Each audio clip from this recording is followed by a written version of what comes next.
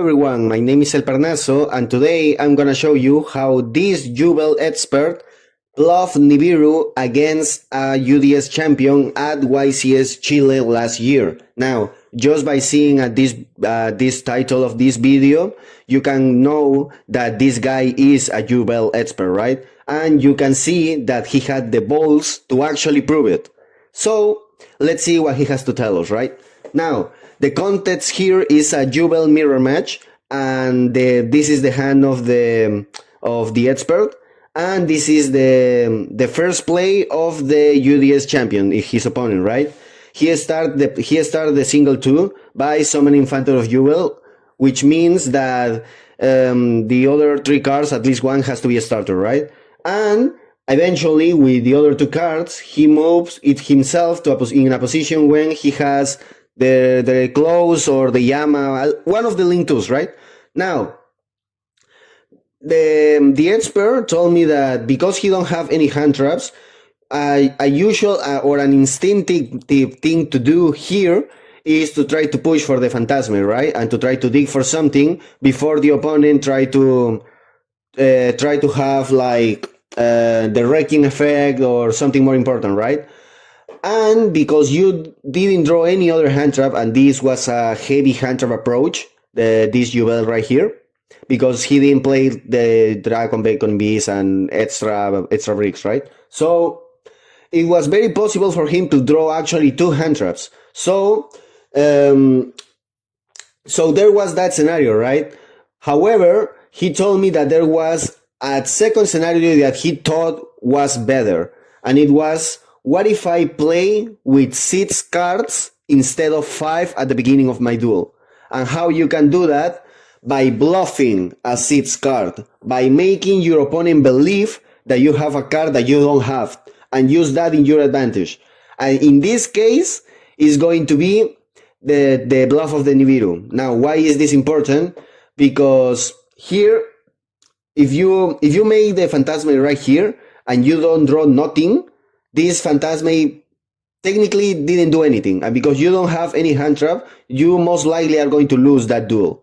However, if you, without having the knowledge of what you're actually going to draw, make the Phantasme have more pluses or more advantage at your favor, just by existing and just by trying to activate its effect in a way that makes your opponent believe that you have a card that you don't have, that way the Phantasme is creating a plus that you can control, that you can actually create regardless of the cards that you're going to draw.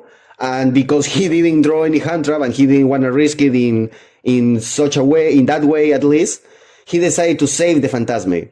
His opponent even summoned a second Phantom of Jubel, because if you see that your opponent is making a really calm performance and he's really chilling, and you know it's a Jubel mirror match, and by single 1 you knew that this is a heavy hand trap approach, you most likely will start to think also that your opponent has Nib and Baylor, or Nib and Impermanence. So you're starting to fuck with your opponent's mind thanks to the Phantasme, because yeah, you can make them believe that all that bullshit all you want, but if you don't do anything at the end, well, they're gonna be chilling, right? This Phantasme is going to attempt to be activated at some point while you're fucking with your opponent's mind, because by not doing anything, by staying calm, by seeing all of this, and everyone that saw the Jubel plays know how that is started to make your opponent first, they maybe have Nib Imperm, so I have to start to play around it. Therefore, they leave a second Phantom of Jubel while they're making the combo to not risk it, right? And also, you're making your opponent undisputably think and be 100% sure that you're gonna have a Nib in your hand because of this second play. At some point, they're gonna summon the Requiem, right? Now, here's the thing with Requiem. With Sequence. Sequence is not a quick effect. Therefore, if you Nib whenever they summon it, it's most likely that they already used the Engraver effect, so they're not gonna have a way to summon it again. And there's not going to be Decide, or there's not going to be Aerial Eater, there's not going to be a lot of things, right? So this is a very, very key point in the development of the deck in a lot of ways when it comes to Jubel Fiendsmith. So it's when it's summoned here, when the sequence is summoned, because it's a link, that this expert right here decided to activate with the calmest way in the world this Phantasme. Because now we were making our opponent think that we have Nib Imperm or Nib Baylor. And because they feel so protective of that thought because of the way that we approach this duel, and now we are activating the Phantasme, just waiting patiently and knowingly until the sequence is going to make your opponent even more sure that you have the Nib. Because why the F would you do this otherwise, right?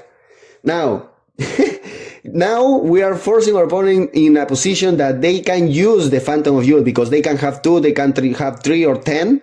They can use only one of them per turn. Which means that if they use this Phantom of Jewel for anything else but the Nib, they're going to lose to that Nib that they felt so sure the expert have in his hand, right? So you can see how the way that you represent yourself in a duel, even when you can say that you're doing nothing, even the way you're doing nothing communicates too. So you can see how this Phantasme is doing a lot, just by attempt to activate this effect with this train of thought that I'm showing you with the performance, right? That this expert was making. Now that your opponent is forced to let this Phantasme resolve.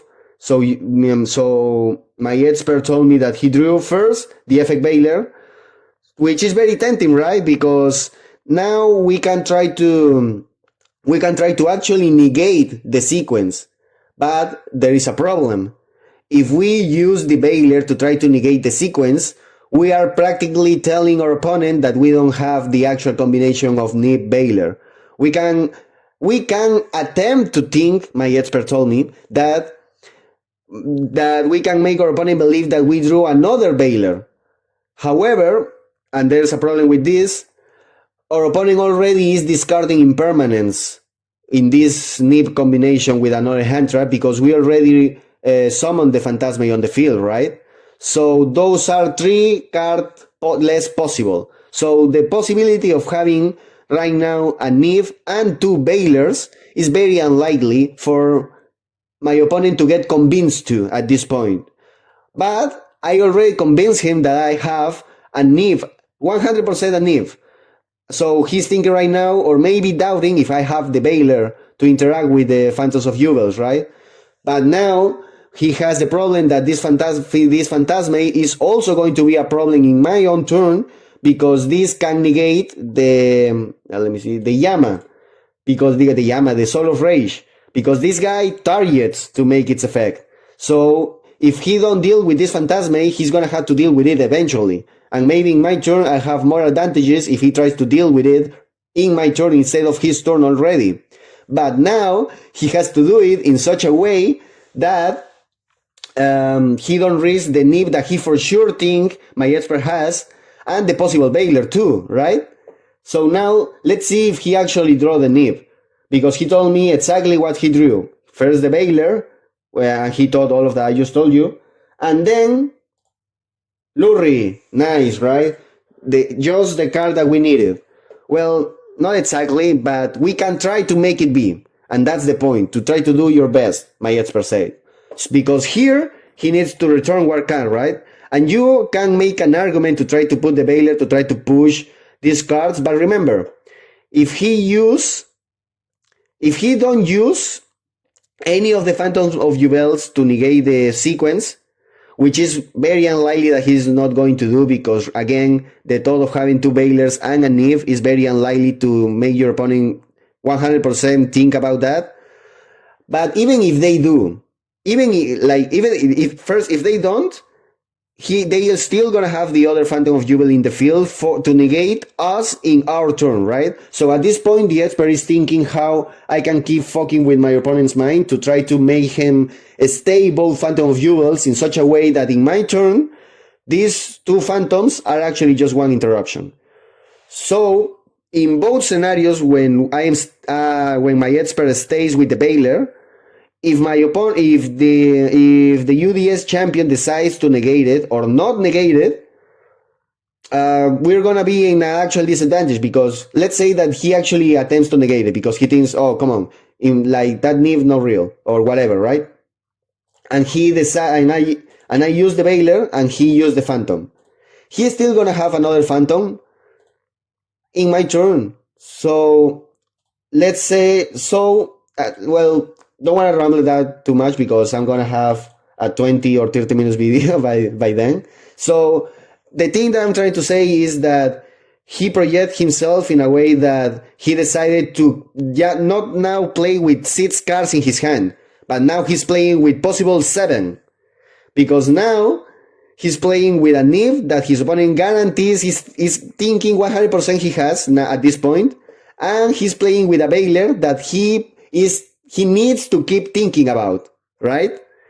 So now you can see how you can maximize the potential of the Phantasm in such a way that you're not playing with 5 cards, but with 6 and possible 7 against a UDS champion, because of the merit of how you are thinking, the way of your plays, and especially because you are not a lazy player that thinks Yu-Gi-Oh! Is just comparing hands. As you can see, that's bullshit. Even in the most, quote, toxic representation of the format of this style of modern Yu-Gi-Oh!, you can see that it was bullshit even then. This guy took a Phantasme and becoming 3 cards. This Phantasme alone became a Nibiru, a Baylor, and then his opponent needed to deal with this. So the problem is, a lot of the cards of the Jubel Fiends Mid Engine deal with monsters without attacking by targeting them. So now the Phantasme can use its effect. And now we are in a position where you can even make the Lurie work.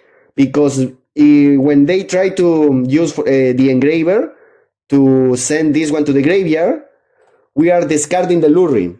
And we are putting him in a position where he can still negate with the Phantom of Jubel, because the Nib is 100% here in my hand, in the expert hand, the UDS champion things, right? Again, because of the way that we portray ourselves and make our plays in this duel. As you can see, everything matters. Because now we put him again in a position when it's his duel, but now we have 2 monsters. And there's no way that he can interact with that, because if he do, he exposed himself to the Nib that he sure think I have in hand. And as you can see, and if you play this format, having extra monsters in Fiends Mid variants and already a Fiend Light in the field is very, very important. It's very relevant. You can see that, for example, oh, this Fiends Mid track now is dead, right?